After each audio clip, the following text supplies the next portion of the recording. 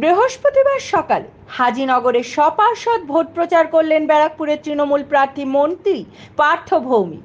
দোসর ছিলেন বীজপুরের কর্মবীর বিধায়ক সুবোধ অধিকারী। হালিশহর পুরসভার 11 নম্বর ওয়ার্ডের প্রভাত সংঘ মাঠ থেকে এই পদযাত্রা শুরু হয়।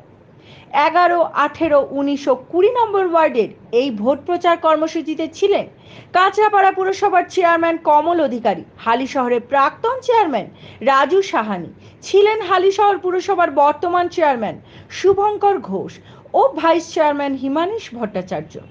দেখে নেব এই কালের সেই বিশেষ প্রতিবেদন।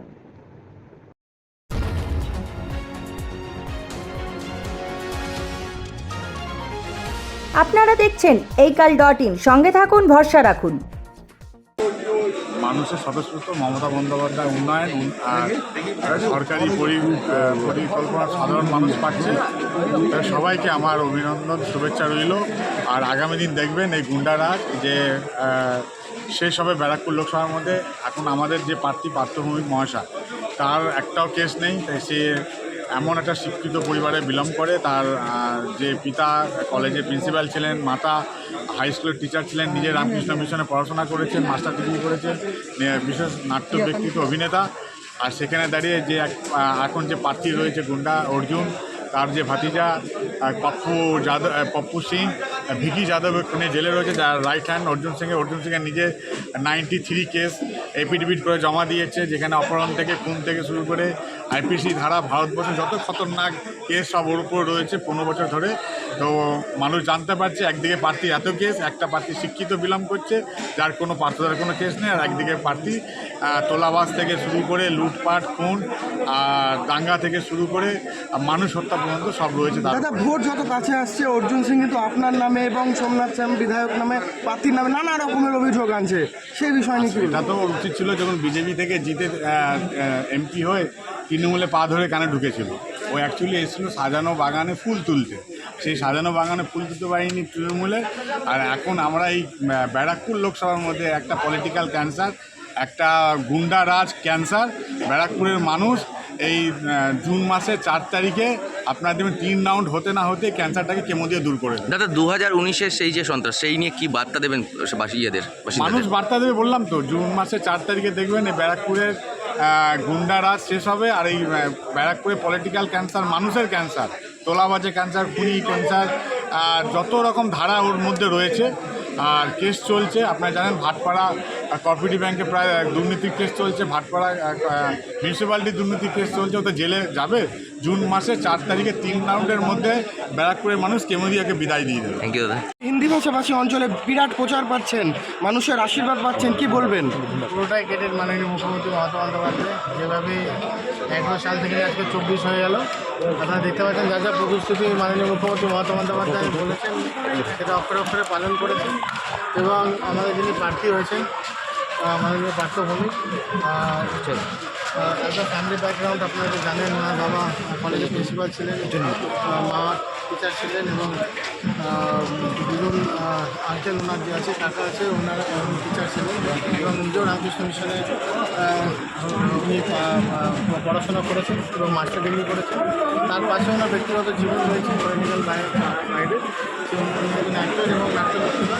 তো সেই জায়গায় যেভাবে উনি সারা নয়াটিটাকে সাজিয়েছেন আপনারা জানেন, এবং করোনার মধ্যে যেভাবে উনি কাজ করেছেন, মানুষের পাশে থেকেছেন, এই জায়গায় আমরা আশাবাদী উনি অবশ্যই জিতবেন এবং পুরো ব্যারাকপুরটাকে আরও বেশি ডেভেলপমেন্ট করবেন, আরও বেশি কালচারাল অ্যাক্টিভিটি থাকবে। দাদা, বিরোধীদের কি এবার জামানা জব্দ হতে চলেছে তাহলে?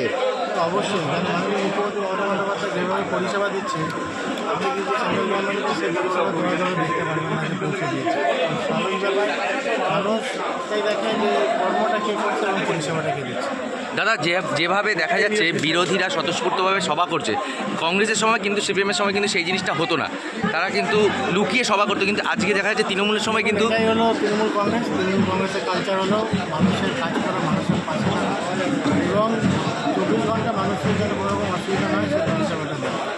আমাদের নেত্রী রয়েছে, আমাদের লিডার রয়েছে মমতা বন্দ্যোপাধ্যায়, আমাদের হচ্ছে অভিভাবক পার্থ ভৌমিক, এবং আমাদের পুরো সময় যেভাবে ওনারা পরিচালনা করছেন নেত্রীর নির্দেশে, সেই জায়গায় কিন্তু সেটা আমরা পালন করছি।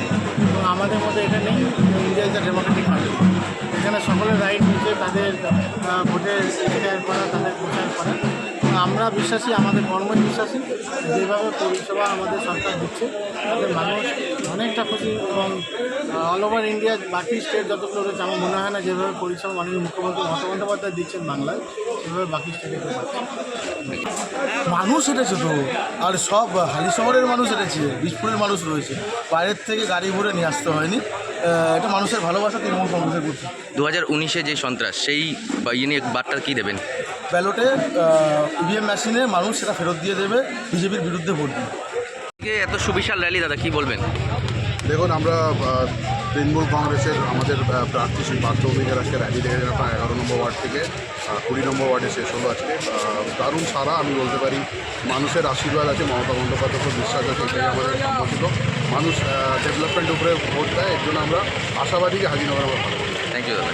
এই সুবিশাল র্যালি আজকে পার্থ ভৌমিকের সমর্থনে দাদা কি বলবেন?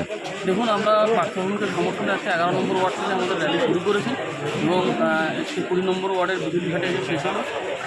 সম্পূর্ণ রাস্তায় আমরা বিপুল পরিমাণ মানুষের সাড়া পেয়েছি এবং এই মানুষের স্বতঃস্ফূর্ত যে সাড়া প্রদান সেটা আগামী 20 তারিখ ইভিএমে জমা পড়বে এবং আগামী 4 জুন আমরা তার প্রতিফলন দেখব।